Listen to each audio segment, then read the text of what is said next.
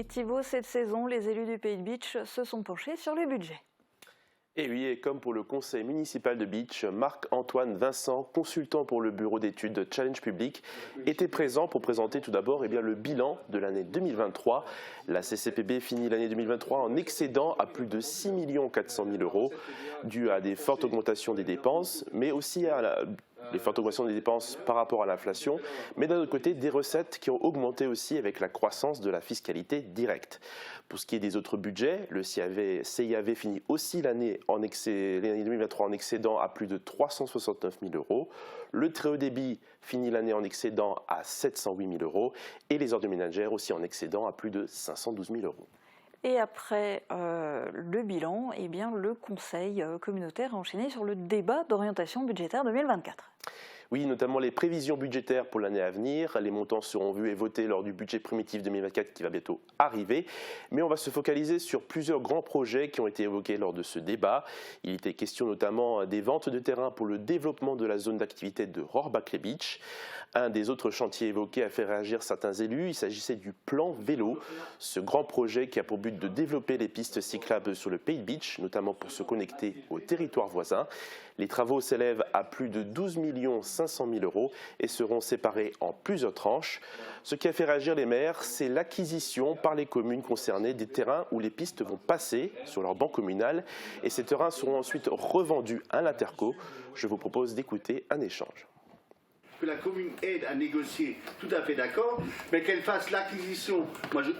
Et on paye 2 fois les frais de notaire, les droits d'enregistrement. Moi, je ne serais pas d'accord. C'est tout. Mais par contre, qu'on aide et qu'on favorise cette négociation, tout à fait d'accord. C'est très souvent du terrain agricole.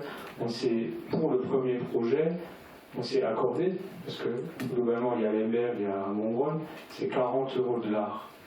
Voilà le prix du terrain, sachant qu'on prend pour une piste cyclable une largeur de 7 mètres. Ensuite, souvent, les communes sont aussi propriétaires de terrain. Dernier point, souvent, parce que les communes sont propriétaires sur leur banc, on peut plus facilement réaliser aussi des échanges, parce que ça aussi, ça peut être une demande. Là, on est dans des questions très très pratiques. Alors si on n'a jamais fermé la porte, et la porte n'était pas fermée au niveau de la commission, de dire finalement peut-être qu'une commune ne peut pas, ne veut pas, on peut faire du cousu humain par rapport à ces questions-là, que la Comcom achète directement. Mais je pense que si on veut anticiper, souvent les communes sont la meilleure porte d'entrée pour faire l'acquisition foncière. Et c'est un boulot extrêmement important. Parmi les autres projets, on retrouve ensuite le stand de tir. Sa création est estimée à plus de 9 700 000 euros et la rénovation et la réhabilitation de la piscine de Bitche estimée à elle à 480 000 euros. Et il n'y a pas que la piscine qui va être remise au goût du jour. Non, il y a aussi dans les équipements communautaires l'extension et la rénovation énergétique de l'atelier technique. Le montant est estimé à 1 560 000 euros. Le maire de Walchbronn, Christian Schwalbach, a demandé des précisions sur ce point. Moi, ça me choque aujourd'hui quand même de réinvestir 1,5 million, sachant qu'on a déjà acheté ce bâtiment à un certain prix. Il aurait peut-être été judicieux de construire quelque chose de neuf et pouvoir profiter pleinement d'un financement. Ce qui a changé, ce sont 2 choses. C'est la crise énergétique, c'est la prise de compétences GEMAPI, le matériel qu'on a dû acheter, c'est évidemment le stock de poubelles que vous connaissez, c'est ces moyens humains qui aujourd'hui sont en partie au service technique. Et donc tous ces postes-là ont été incarnés dans ce bâtiment, il fallait bien structurer. Et donc aujourd'hui, on a 2 difficultés, c'est qu'on manque de place, et puis on se rend compte que à l'heure où on parle de dérèglement climatique, là-bas on a une chaudière au fioul qui est extraordinairement bien entretenue.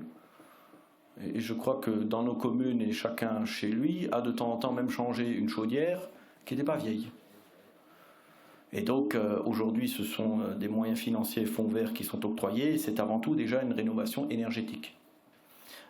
Et donc aujourd'hui on est dans cette démarche-là parce que oui, la régie communautaire s'est agrandie, parce que les services communautaires se sont agrandis. Et puis le dernier point, je crois que c'est aussi, cela a été dit tout à l'heure, un signal positif qu'on donne aux équipes. Les projets sont passés au fur et à mesure en revue, notamment la sécurisation aux abords des collèges ou encore la réhabilitation énergétique de la médiathèque Joseph Schaeffer. Et un autre bâtiment a fait son apparition dans les débats, le Saint-Augustin à Bitche. De quoi a-t-il été question ? Alors je vais juste rappeler le contexte. La CCPB avait validé un partenariat lors du conseil du 12 mars avec l'établissement public foncier du Grand Est, le PFGE, sous la forme d'une convention. Une réalisation d'une étude de stratégie foncière est aussi prévue pour déterminer ce qu'on appelle les lieux à enjeux provisoires. Et c'est le PFGE qui va s'assurer de la maîtrise des parcelles et des immeubles concernés. La convention est d'une durée de 5 ans et peut se renouveler si les conditions sont réunies.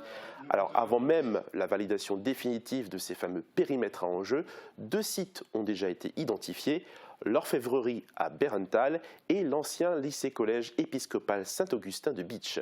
C'est un bâtiment construit en 1926 qui a été fermé en 2012. On parle quand même d'un ensemble bâti de plus de 30 000 mètres carrés. La ville de Bitche et la CCPB souhaitent trouver des projets de développement pour ce lieu à l'abandon. C'est donc le PFGE qui va acheter le site et qui essaiera de trouver des projets pour son développement futur. La CCPB aura son mot à dire sur les projets qu'elle validera ou non. Et la Comcom s'engage ensuite à racheter les biens au plus tard le 30 juin 2029. Le président a précisé quelques informations sur ce point. C'est le PFGE qui a déjà validé au niveau du conseil d'administration sa capacité à acheter. Parce que l'objectif, ce n'est pas que la collectivité achète.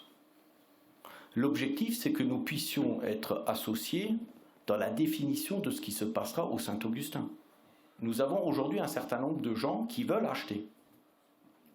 La difficulté, si nous ne sommes pas engagés, nous n'avons aucune prise dans ce qui se passera sur cet espace là-bas. Alors il y a de la ZAD, il y a de l'appart-hôtel, enfin voilà, la liste est longue. Et donc ce qui vous est proposé, c'est de solliciter le PFGE pour qu'ils achètent 500 000 €. Le PFGE, naturellement, prend un certain nombre de garanties, puisque si nous ne sommes pas d'accord que le PFGE vende à tel ou tel projet, ils veulent avoir la garantie que, ok, on vend à personne.